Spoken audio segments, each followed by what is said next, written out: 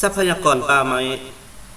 ประเทศลาวเราเป็นประเทศที่อุดมสมบูรณ์ไปด้วยทรัพยากรธรรมชาติในนั้นมีทรัพยากรป่าไม้สีเขียวที่ปกคลุมไปทั่วประเทศป่าไม้เป็นบ่อเกิดเป็นบ่อนปรับอากาศให้สดชื่นเป็นแหล่งอาหารและเป็นบ่อนอยู่อาศัยของสิ่งที่มีชีวิตพร้อมนี้ยังมีคุณประโยชน์ให้แก่คนเฮาอย่างล่วงหลายเมื่อก่อนเนื้อที่ป่าของประเทศเฮามี 12 ล้านเฮกตาร์ซึ่งรวมเอา 47% ของเนื้อที่ทั่วประเทศ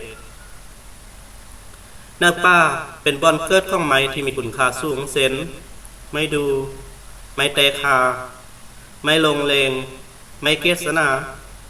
เครื่องป่าของดงได้แก่มักแนงคังหยานพืชหลายชนิดที่ใช้เป็นยาพื้นเมืองเพื่อแก้พยาธิต่างๆได้ดีและเป็นบ่อนเกิดและขยายพันธุ์สัตว์ป่าเช่นช้างเสืองูกวางนกชนิดต่างๆป่าไม้เป็นบ่อนปรับอากาศให้สม่ำเสมอรักษาความชุ่มชื้นรักษาแหล่งน้ำและคุณภาพของดินมันช่วยดูดซึมน้ำฝนต้านการเสาะเตือนตามสายผูต่างๆต้านลมพายุที่หุนแหงต้านบ่ให้เกิดภัยน้ำท่วมและภัยแห้งแล้งมันเป็นบ่อนที่สร้างอากาศบริสุทธิ์เพื่อให้ออกซิเจนในการให้เจอและเป็นบ่อนพักผ่อนหย่อนใจให้แก่คนเฮาอีกด้วยป่าไม้เป็นแหล่งอาหารบ่อนอาศัยของคนและสัตว์เช่น